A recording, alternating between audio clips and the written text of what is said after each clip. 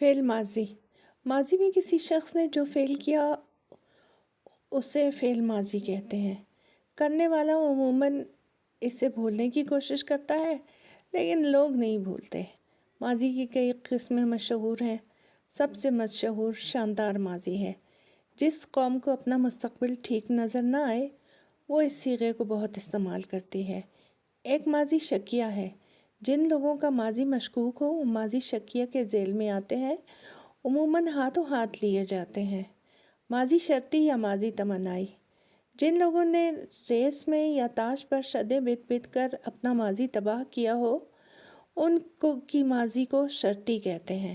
چونکہ ان لوگوں کی تمنا ہوتی ہے کہ اور پیسے آئیں تو ان کو بھی ریس میں لگائیں، اس لیے شرطی اور تمنائی دونوں ماضیاں ساتھ ساتھ آتی ہیں۔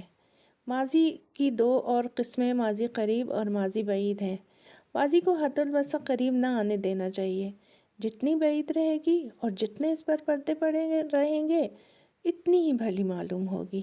ماضی کا بعید رہنا مستقبل کے لیے بھی اچھا ہے۔